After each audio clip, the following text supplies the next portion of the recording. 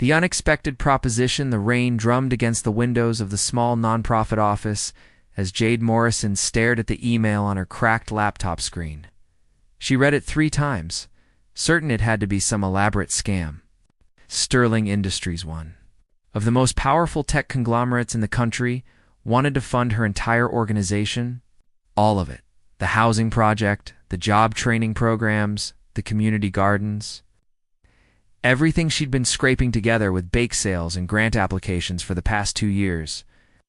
"This has to be fake," she muttered, pushing a strand of dark hair behind her ear.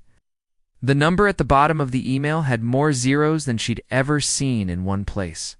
Her phone buzzed. Unknown number. Ms. Morrison.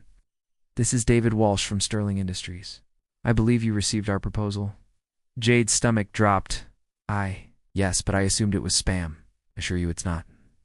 "Mr. Sterling would like to meet with you tomorrow at 2 o'clock. Are you available?" She looked around her cramped office with its peeling paint and second-hand furniture. On her desk sat a stack of overdue bills and a half-eaten sandwich that constituted both breakfast and lunch. Where? This Sterling building. Downtown. 42nd floor. Of course, it was the 42nd floor. The next afternoon, Jade stood in an elevator that moved so smoothly, she wondered if they'd somehow defied physics. Her reflection stared back at her from the polished walls-worn jeans. A blazer she'd borrowed from her roommate, and sneakers that had seen better days. She looked exactly like what she was, someone who chose purpose over profit.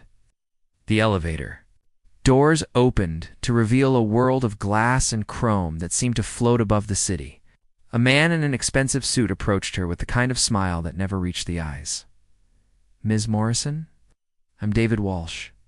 Mr. Sterling is waiting." She followed him through corridors lined with abstract art that probably cost more than her. Annual salary, past conference rooms where people in tailored clothes spoke in hushed, urgent tones. Finally, they reached a corner office with windows that stretched from floor to ceiling. Marcus Sterling stood with his back to her, silhouetted against the city skyline. Even from behind, he commanded attention, tall, broad-shouldered, perfectly put together. When he turned, Jade understood why business magazines called him one of the most influential men under 40. Dark hair, sharp jawline, eyes the color of steel. He looked like he'd been carved from marble by someone who understood. "Power, Ms. Morrison." His voice was smooth, controlled. "Thank you for coming." She remained standing even as he gestured to the leather chairs arranged around a coffee table that was probably worth more than her car. "Mr. Sterling, I have to ask, why me? Why my organization?" A flicker of something surprise crossed his features, as people probably spent the first few minutes telling him how honored they were to meet him.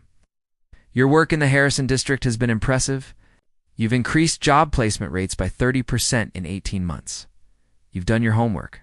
"I always do." He moved to pour coffee from a silver service, his movements precise and measured. "Your methods are unconventional, but effective. You focus on sustainable change rather than quick fixes." Jade watched him carefully. Everything about him seemed rehearsed, from the way he held the coffee cup to the slight tilt of his head when he spoke. "And you want to fund that because I believe in investing in proven results." "That's not an answer. It's time." His pause lasted a beat too long. "I'm interested in expanding my company's social impact initiatives. Also not in..." Answer. Jade crossed her arms. "Look, Mr. Sterling, I appreciate the offer, but I've learned to be suspicious when something seems too good to be true. What do you really want?" For a moment his mask slipped. She saw something raw flash across his face. Frustration, maybe, or recognition that she wasn't going to be as easy to handle as he'd expected. "I want to make a difference," he said finally, and for the first time his voice sounded almost human. "Then we might have something to talk about." Jade finally sat down, but perched on the edge of the chair like she might need to run. "I have conditions." "Conditions?" His eyebrows rose. "My organization, my rules. You can fund us, but you don't control us. We work in the community, with the community, not from some ivory tower." Marcus Sterling stared at her for a long moment, and Jade had the strangest feeling he was seeing her Hurley seeing her for the first time since she'd walked into his office. "Agreed," he said softly. As she shook his hand, Jade noticed that his grip was firm, but his palm was slightly damp. Strange for someone who seemed so completely in control. Cracks in the foundation 3 weeks into their partnership, Jade began to understand why Marcus Sterling had built his empire from behind mahogany desks and tinted windows. The man was utterly out of place in the real world. "These apartments are structurally sound," he said, examining the crumbling brick facade of the Riverside housing complex with the detachment of someone reviewing a spreadsheet. "A few cosmetic improvements should suffice." Jade stared at him in disbelief. "What are?" Stains streaked down the walls like tears, and half the windows were boarded up with plywood. "Cosmetic?" "Marcus, there's black mold in the hallways, and the heating system hasn't worked since the Clinton administration." "The first one," added Rosa Delgado dryly. She'd been the community organizer in this neighborhood for 15 years, and her weathered hands and no-nonsense attitude commanded more respect here than any business suit ever could. "Mr. Sterling, these families aren't looking for fresh paint. They need homes that won't make their children sick." Marcus's jaw tightened almost imperceptibly. Jade was learning to read these micro-expressions, the tiny tells that suggested. His perfect composure was more fragile than it appeared. "Of course. I simply meant we should prioritize the most cost-effective solutions." "Cost-effective for who?" Rosa's voice carried the weight of every late-night emergency call she'd fielded. Every family she'd helped find temporary shelter when their apartments became uninhabitable. "Mrs. Chen on the 3rd floor has been boiling water for baths because her hot water heater died 6 months ago. Little Deshaun Martinez has asthma attacks every night because of the mold behind his bedroom wall. These aren't numbers on your quarterly reports there, people." Jade watched Marcus carefully as Rosa spoke. His hands, which were usually steady and controlled, fidgeted with his phone. His breathing had become slightly shallow, and he kept glancing toward the exit as if planning an escape route.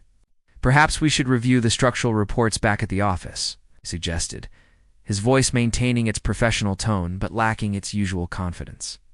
"No." Jade stepped closer to him, forcing him to meet her eyes.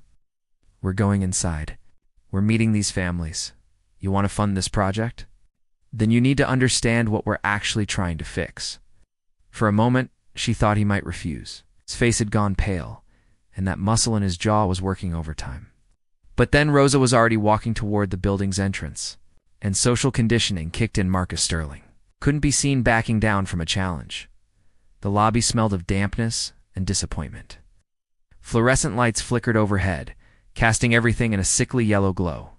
Children's voices echoed from somewhere above, mixed with the sounds of television programs in multiple languages and the occasional raised voice of a parent at wit's end. Marcus stayed close to the wall as they climbed the stairs, his expensive shoes making no sound on the worn linoleum. Jade noticed he avoided looking directly at the doors they passed, even when curious faces peered out through partially opened chains. "This is where I grew up," Rosa said suddenly, pausing on the 3rd floor. "Landing? Different building. Same problems. My mother worked 3 jobs to keep us here, and it still wasn't enough most months." "Where is she now?" Jade asked.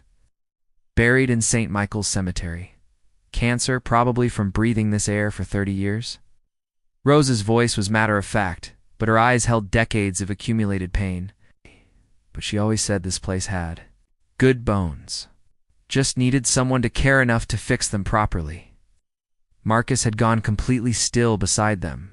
When Jade glanced at him, she saw that his hands were clenched into fists, and sweat beaded along his hairline despite the building's chill. "Are you all right?" she asked quietly. "Fine." The word came out too quickly, too sharp.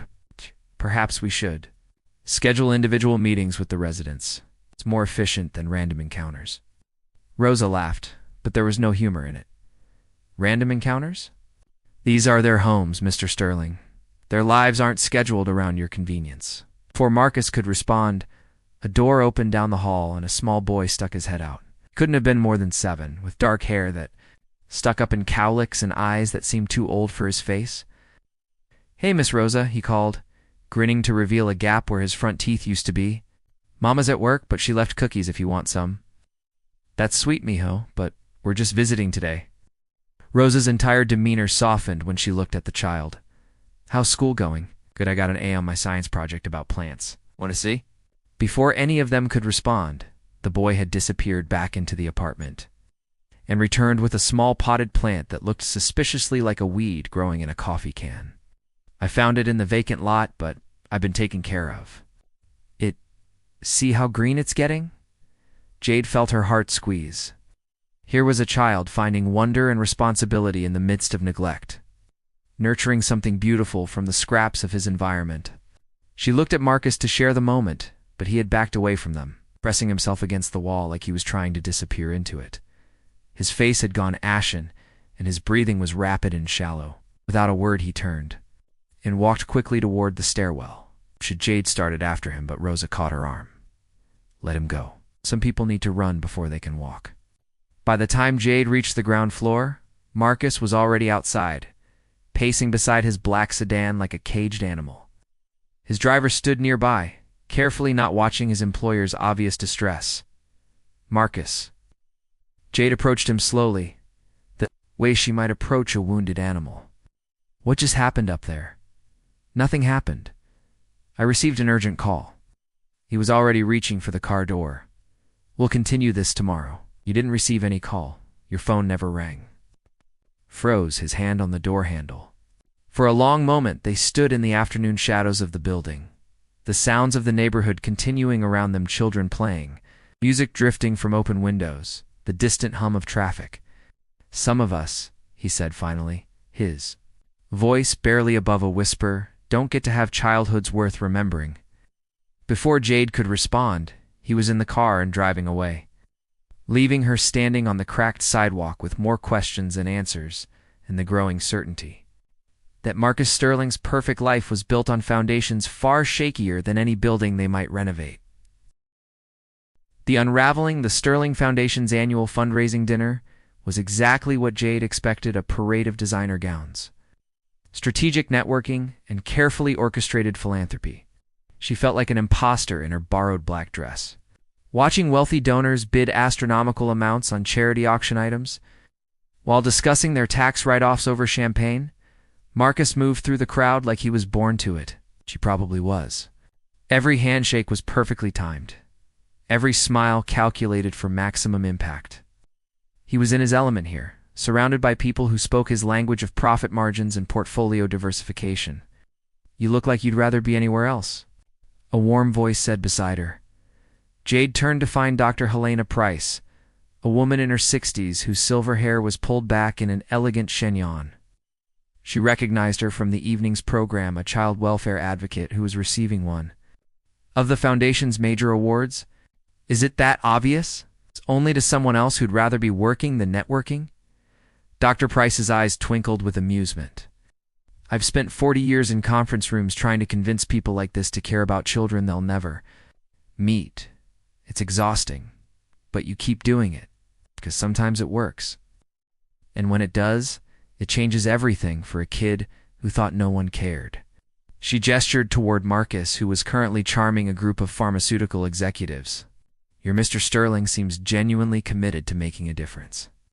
That's rarer than you'd think in this crowd. Jade watched Marcus laugh at something one of the executives said, the sound polished and professional. Sometimes I'm not sure he knows what difference he wants to make.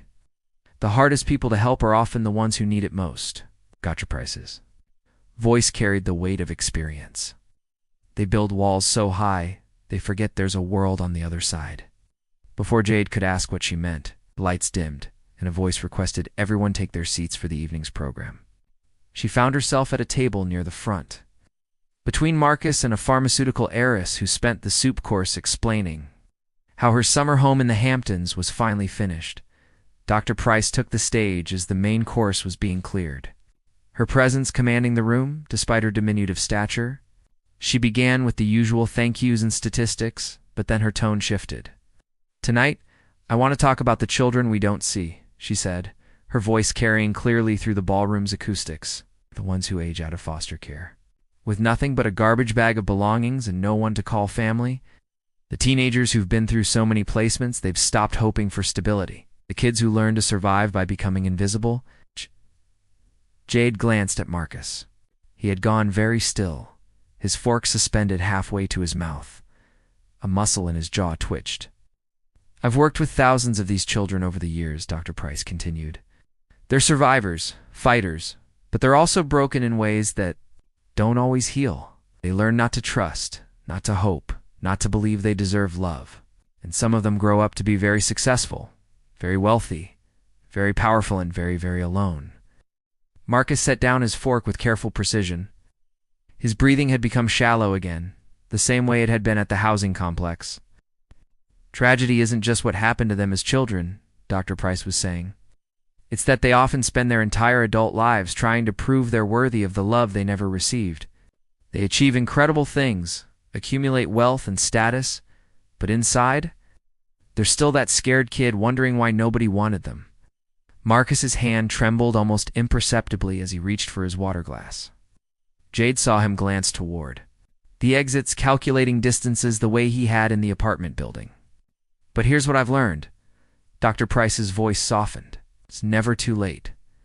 Love doesn't have an expiration date. Healing doesn't have an age limit. Sometimes all it takes is one person who sees past the armor, who's willing to sit with the pain, who says, I see you, and you matter. When you're worthy of being loved exactly as you are. That's when Marcus broke. It started with a sharp intake of breath. Then his hand went to his throat like he couldn't get enough air. He pushed back from the table so abruptly that his chair scraped against the marble floor. But the sound was lost in the applause as Dr. Price concluded her speech. Jade watched him weave between tables toward a side exit. His usually perfect composure completely shattered. She waited a moment, then quietly followed. She found him in a small coat room off the main corridor, sitting on the floor with his back against the wall, his head in his hands. His expensive tuxedo was rumpled, his perfect hair disheveled, and his shoulders shook with the effort of trying to breathe. Marcus. She closed the door behind her and sat down beside him on the floor, her borrowed dress pooling around her. Hey, look at me. He raised his head, and she was shocked by what she saw. This wasn't the composed billionaire who commanded boardrooms and graced magazine covers. This was someone completely raw, completely vulnerable, completely human. I can't, he struggled for words, his voice hoarse. She was talking about me. Everything she said, it was like she could see right through. He broke off, pressing the heel of his hand against his forehead. Tell me, Jade said quietly, and finally, after years of perfect facades and carefully constructed narratives, Marcus Sterling told the truth. I was 8 when they took me away from my mother. Drug overdose, her 4th or 5th, I lost count. They said she'd been leaving me alone for days at a time, that the neighbors complained about the crying. His voice was mechanical, like he was reading from a case file. First foster home lasted 6 months. He said I was difficult to manage. Second one, 3 months. Third one, he trailed off, staring at something only he could see. I learned quickly that being good wasn't enough. Being smart wasn't enough. Even being grateful wasn't enough. There was always something wrong with me, some reason they couldn't keep me. By the time I was 15, I'd been through 12 homes. Jade felt her throat tighten, but she stayed quiet, sensing he needed to get this out. The last one was the worst. Foster father had very specific ideas about discipline, very specific ideas about a lot of things. Marcus's voice dropped to barely a whisper. I ran away 3 days before my 18th birthday. Figured homelessness was better than ... that. How did you survive? Same way I always had. Made myself useful. Got a job washing dishes, saved every penny, taught myself coding at the public library, built something that couldn't be taken away from me. He looked at her then, his eyes hollow. Everything I am, everything I've built, tits all just armor. Ways to make sure I never have to be that powerless again. Oh. Jade reached out and took his hand, and he didn't pull away. You're not powerless now, she said.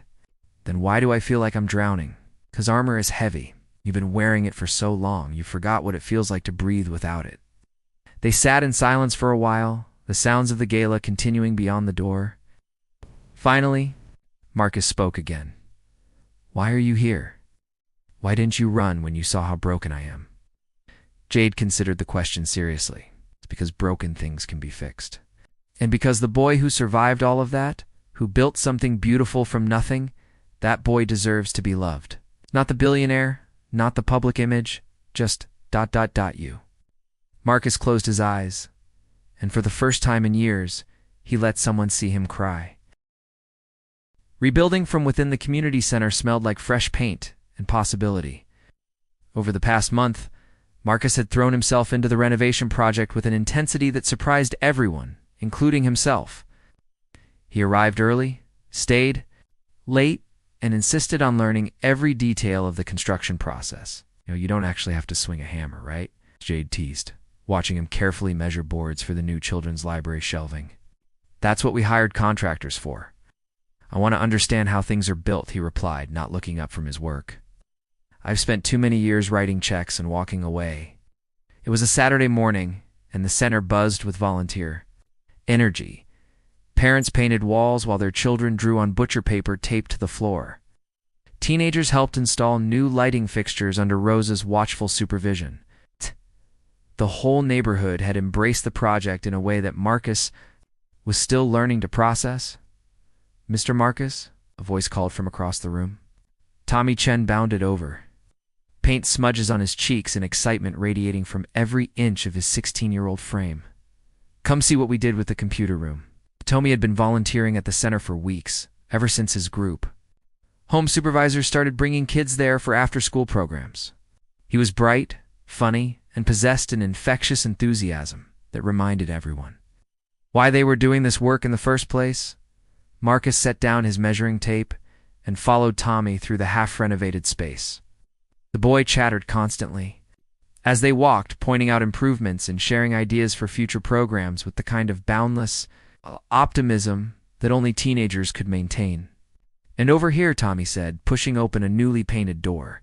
This is going to be the study room. Rosa says kids can come here to do homework or just hang out when they need quiet space. Pretty cool, right?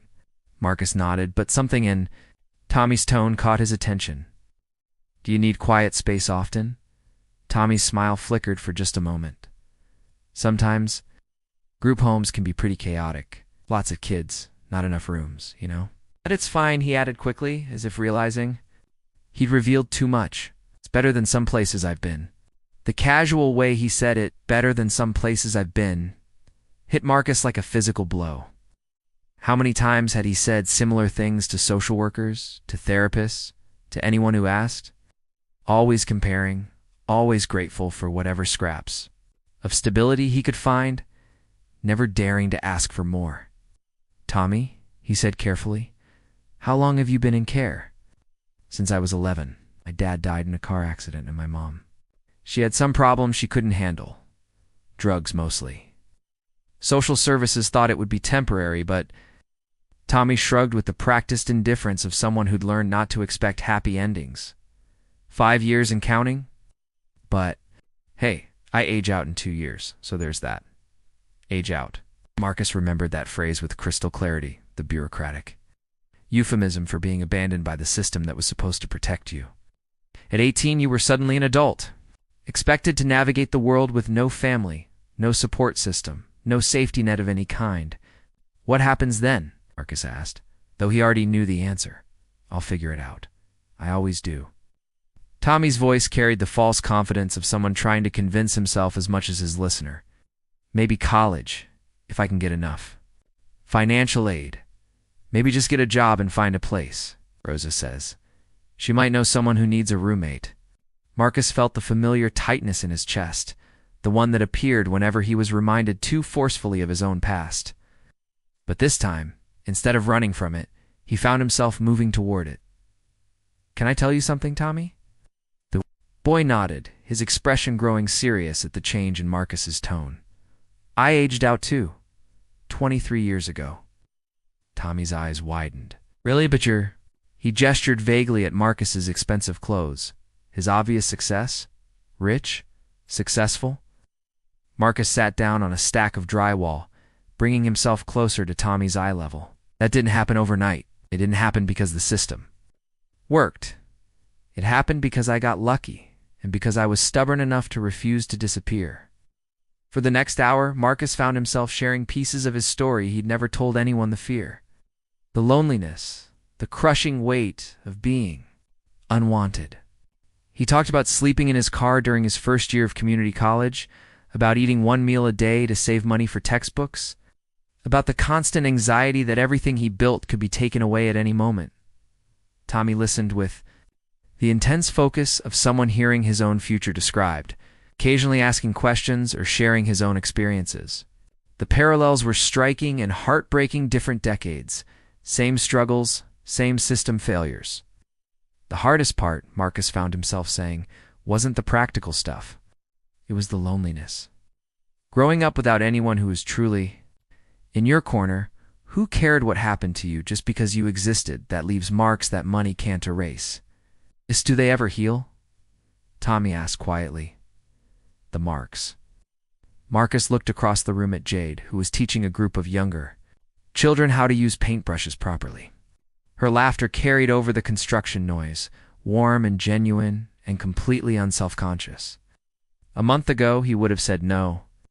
Some wounds were too deep, some damage too fundamental to repair.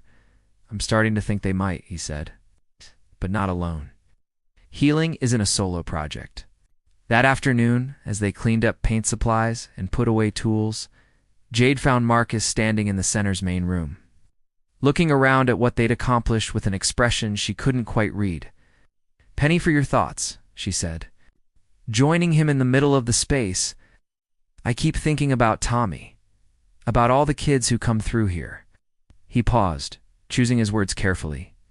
What if we did more than just provide programs? What if we actually helped kids transition out of the system, housing assistance, mentorship, real support, instead of just good intentions? Jade studied his face, seeing the passion there, but also recognizing the careful way he'd phrased it as if he were proposing someone else's idea rather than revealing his own deepest need. That would be expensive, she said. Long-term commitment. Not the kind of project that generates good publicity or quick results. I don't care about publicity and the commitment. Marcus met her eyes then. She saw something there she'd never seen before. Not the guarded calculation of a businessman or the desperate hunger of someone trying to prove himself, but simple, honest hope. I've been running from my past for 20 years, he said. Maybe it's time to run towards something instead. That evening, as they walked through the neighborhood toward their cars, Tommy caught up with them, slightly out of breath from hurrying Mr. Marcus. Wait up. They turned, and Tommy approached with the slightly awkward energy of someone who had something important to say, but wasn't sure how to say it. I just wanted to thank you. For today, for telling me your story. Thank you for listening. I mean it. Nobody's ever. Tommy paused, searching for words. Nobody's ever made it seem like maybe I wasn't broken. Like maybe what happened to me wasn't my fault, and maybe what happens next doesn't have to be about surviving anymore. Marcus felt something crack open in his chest. Not painful this time, but warming, like sunlight breaking through clouds. You're not broken, Tommy. You're just beginning. As they watched the teenager walk back toward the group home, Jade slipped her hand into Marcus's. It was the first time she'd initiated physical contact, and he realized with a start that he'd been holding his breath, waiting for her to decide he was too damaged to touch. So, she said casually, when do we start planning this transition program? You think I'm letting you do the most important work of your life without me? Not a chance. Marcus squeezed her hand, marveling at how something so simple could feel so revolutionary. For the first time since he was 8 years old, he wasn't facing the future alone. Love behind the mask. 6 months later, the Riverside Community Center was unrecognizable. What had once been a tired building with good bones had been transformed into a vibrant hub of activity. Children's artwork covered the freshly painted walls, computer classes hummed with activity, and the smell of Rosa's coffee had replaced the lingering odors of neglect and resignation. But it was the smaller changes that meant the most to Marcus: the way parents lingered after dropping off their children, turning pickup time into informal community meetings, the teenagers who came not because they had to, but because they wanted to, the gradual shift from skepticism to ownership, as neighbors began to see the center as truly theirs. "You ready for this?" Jade asked, adjusting his tie, with the casual intimacy that still surprised him daily. They were in the center's new office, preparing for the evening's grand reopening celebration. The entire neighborhood would be there, along with city officials, potential donors, and members of the media. "As ready as anyone can be for public speaking," Marcus replied, though they both knew his nervousness had nothing to do with the usual fear of crowds or cameras. Tonight, he was going to tell his story the real one. It's not the sanitized version that had appeared in business magazines for years. "You don't have to do this," Jade reminded him gently. "Center will succeed either way. Your privacy matters. More than any publicity we might get." Marcus looked around the office, taking in the wall covered with photos from the past months of construction and programming. Tommy appeared in many of them, grinning widely as he helped younger kids with homework or collaborated with contractors on building projects.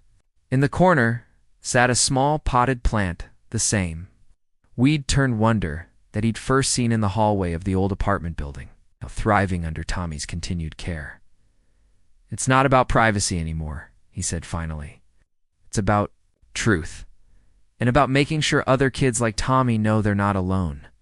The celebration was everything Rosa had promised and more. The main room overflowed with neighbors, families, and volunteers. Local restaurant owners had donated food, creating a feast that reflected the neighborhood's beautiful diversity. Children ran between clusters of adults, their laughter mixing with multiple languages and the soft jazz that Tommy had insisted on for the background music. Marcus moved through the crowd, still amazed by how different this felt from the fundraising galas he was used to.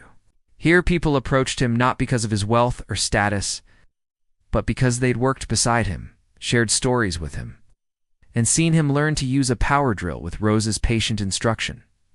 "Speech time," Rosa called out, tapping a fork against her glass to get everyone's attention. "Our boy Marcus has something to say. Our boy Marcus." The casual affection in those words would have terrified him a year ago. Now, it felt like coming home. Marcus made his way to the small stage they'd set up in one corner, looking out at faces that had become familiar over months of shared work.